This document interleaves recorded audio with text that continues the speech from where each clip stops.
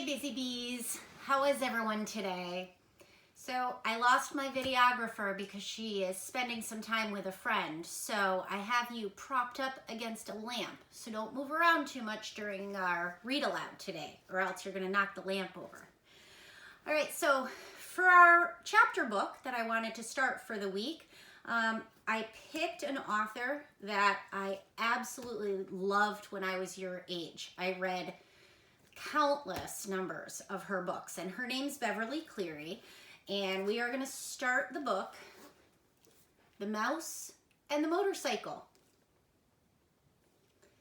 So if you have this book at home, feel free to pull it off a shelf and follow along. If not, just find a quiet activity and relax and listen to the story. The Mouse and the Motorcycle by Beverly Cleary. Chapter 1, The New Guests.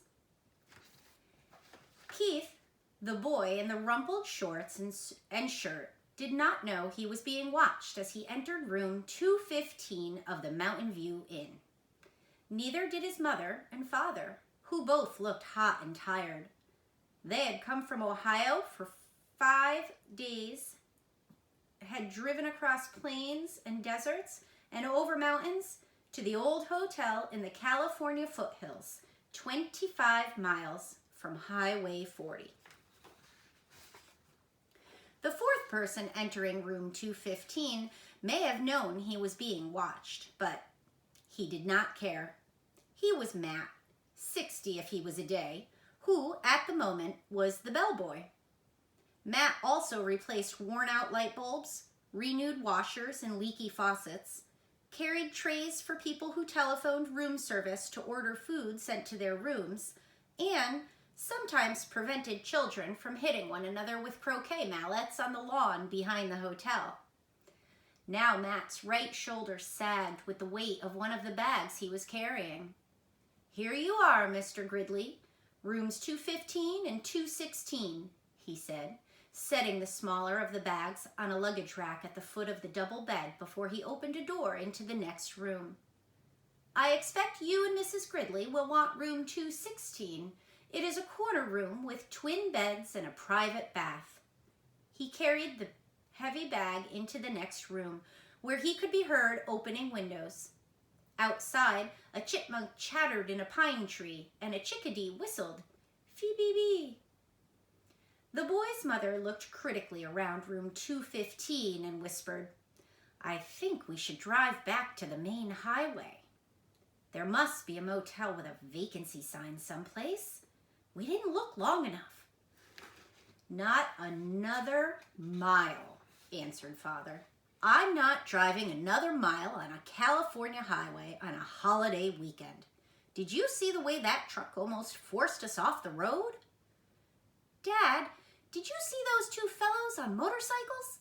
began the boy and stopped, realizing he should not interrupt an argument.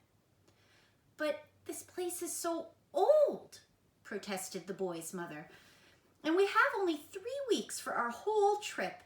We had planned to spend the 4th of July weekend in San Francisco, and we wanted to show Keith as much of the United States as we could." "San Francisco will have to wait, and this is part of the United States. Besides, this used to be a very fashionable hotel," said Mr. Gridley. "People came from miles around." 50 years ago, said Mrs. Gridley, "and they came by horse and buggy." The bellboy returned to room 215. "The dining room opens at 6:30, sir. There's a ping pong in the game room, TV in the lobby, and croquet on the back lawn. I'm sure you will be very comfortable." Matt, who had seen guests come and go for many years, knew there were 2 kinds. Those who thought the hotel was a dreadful old barn of a place, and those who thought it charming and quaint, so quiet and restful. "Of course we will be comfortable," said Mr. Gridley, dropping some coins into Matt's hands for carrying the bags. "But this big old hotel is positively spooky." Mrs. Gridley made one last protest. "It's probably full of mice." Matt opened the window wide. Mice? Oh, no, ma'am. The management wouldn't stand for mice. I wouldn't mind a few mice, the boy said as he looked around the room at the high ceiling, the knotty pine walls, the carpet so threadbare that many of its roses had almost entirely faded, the one chair with the antimacassar on its back, the wash basin and towel racks in the corner of the room. I like it here, he announced. A whole room to myself. Usually, I just get a cup in the corner of a motel room. His mother smiled, relenting. Then she turned to Matt. I'm sorry. It's just that it was so hot crossing Nevada, and we're not used to mountain driving. Back on the highway, the traffic was bumper to bumper. I'm sure we shall be very comfortable. After Matt had gone, closing the door behind him, Mr. Gridley said, I need a rest before dinner. 400 miles of driving and that mountain traffic. It was too much. And if we're going to stay for a weekend, I had better unpack, said Mrs. Gridley. At least I'll have a chance to do some drip drying. Alone in room 215 and unaware that he was being watched, the boy began to explore. He got down on his hands and knees and looked under the bed. He leaned out the open window as far as he could and greedily inhaled deep breaths of pine-scented air. He turned the hot and cold water on and off in the wash basin and slipped one of the small bars of paper-wrapped soap into his pocket. Under the window, he discovered a knothole in the pine wall down by the floor and, squatting, poked his finger into the hole. When he felt nothing inside, he lost interest. Next, Keith opened his suitcase and took out an apple and several small cars, a sedan, a sports car, and an ambulance about 6 inches long, and a red motorcycle, half the length of the cars, which he dropped on the striped bedspread before he bit into the apple. He ate the apple noisily, in big chomping bites, and then laid the core on the bedside table between the lamp and the telephone. Keith began to play, running his cars up and down the bedspread, pretending that the stripes on the spread were highways and making noise with his mouth. Vroom, vroom, for the sports car. Wee, wee, for the ambulance, and brum, brum, brum, brum, brum, brum, for the motorcycle, up and down the stripes. Once Keith stopped suddenly and looked quickly around the room as if he expected to see something or someone. But when he saw nothing unusual, he returned to his cars. Vroom, vroom, bang, crash! The sports car hit the sedan and rolled off over the highway stripe. Brum, brum, brum, brum, brum. The motorcycle came roaring to the scene of the crash. Keith, called his mother from the next room. Time to get washed for dinner. Okay. Keith parked his cars in a straight line on the bedside table beside the telephone, where they looked like a row of real cars, only much, much smaller. The first thing Mrs. Gridley noticed when she and Mr. Gridley came into the room was the apple core on the table. She dropped it with a thunk into the metal wastebasket beside the table as she gave several quick little sniffs of the air and said, looking perplexed, I don't care what the bellboy said. I'm sure this hotel has mice. I hope so, muttered Keith. Chapter 2. The Motorcycle. Except for one terrifying moment when the boy had poked his finger through the mouse hole, a hungry young mouse named Ralph eagerly watched everything that went on in room 215.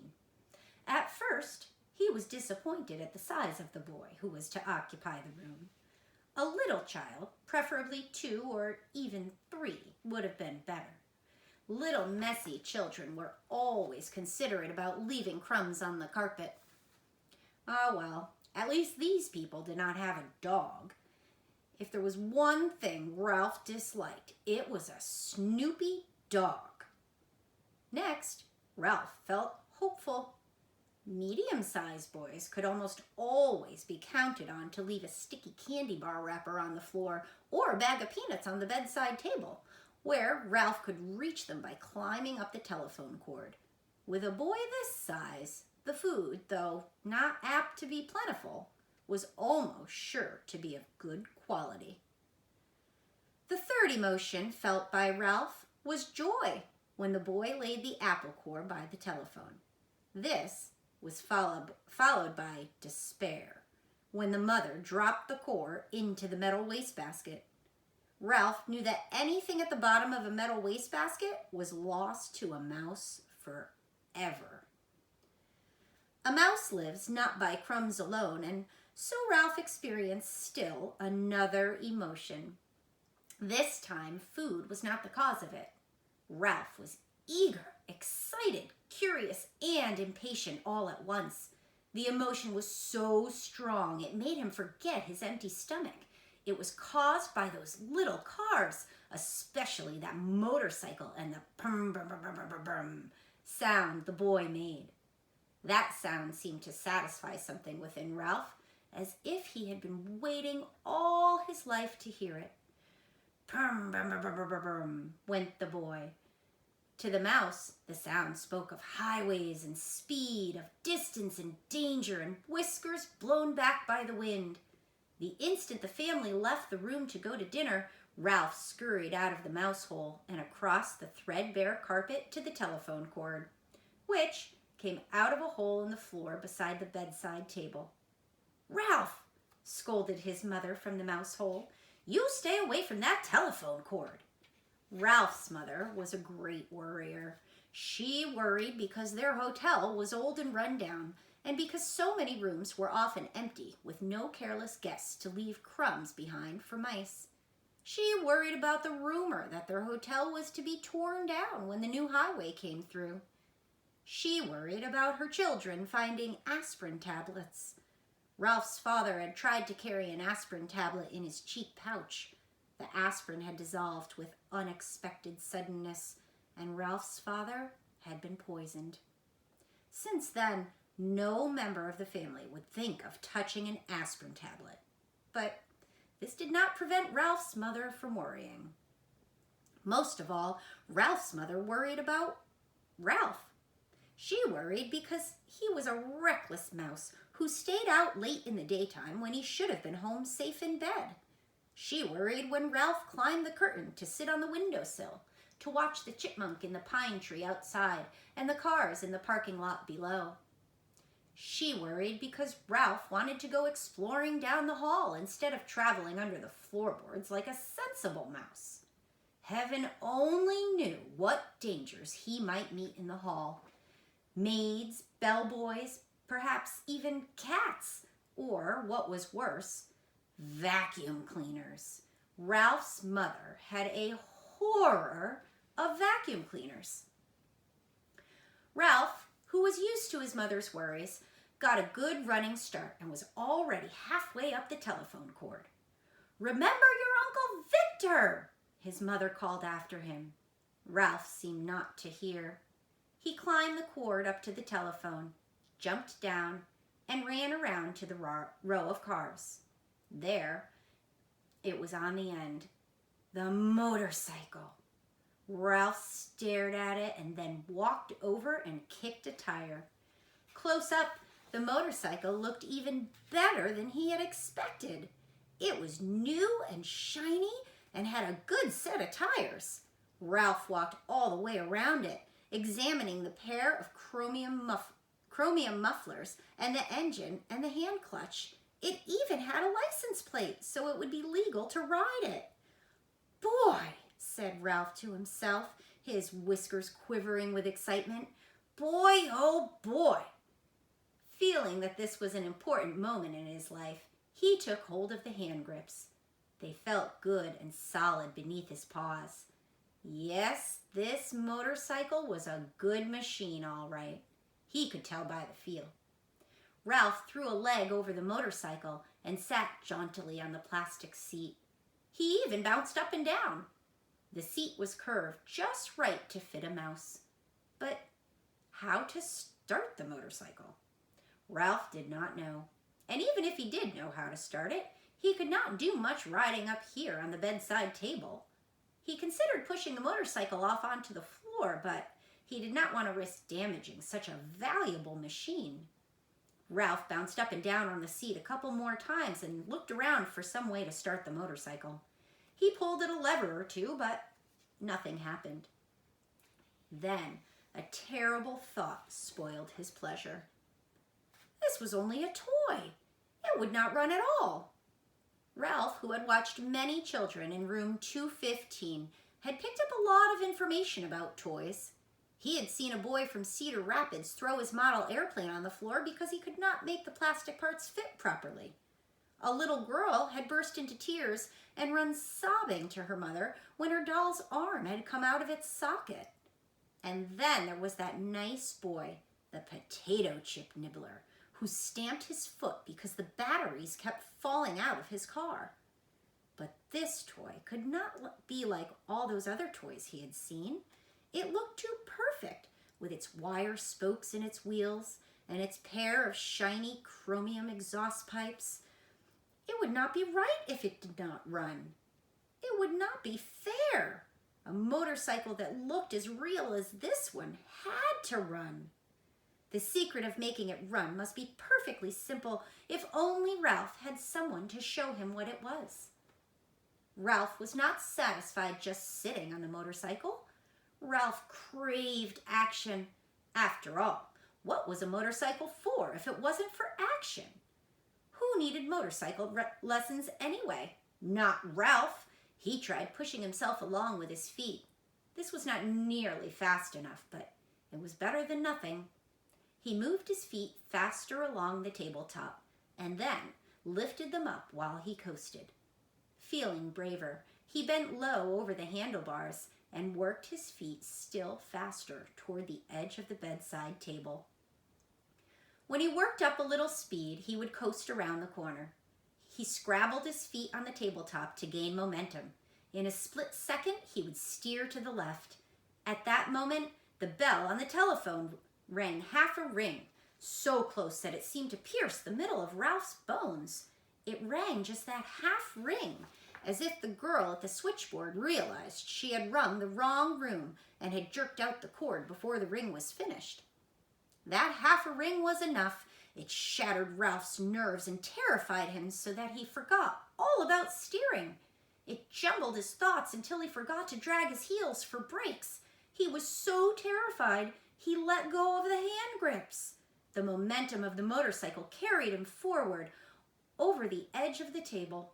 Down, down, through space tumbled Ralph with the motorcycle. He tried to straighten out, to turn the fall into a leap, but the motorcycle got in his way. He grabbed in vain at the air with both paws. There was nothing to clutch, nothing to save him, only the empty air. For a fleeting instant, he thought of his poor old Uncle Victor. That was the instant the motorcycle landed with a crash in the metal wastebasket. Ralph fell in a heap beside the motorcycle and lay still. All right, my friends. Well, what do you think so far? Do you think Ralph's going to get out of the wastebasket? Do you think he's going to meet the boy in room 215? Do you think he's going to get the motorcycle started? If you've read this before, shh, don't spoil it for anybody. Okay, my busy bees, we will read chapters 3 and 4 tomorrow night, so look for it on the website. Also, don't forget to check out the family activities page and the tips of the day tab on the website because they have some pictures from our nature walk from today. And later on, I'm going to post a video of the project that we made with some things we found on our nature walk. Okay, my friends, have a good night, and I will see you soon.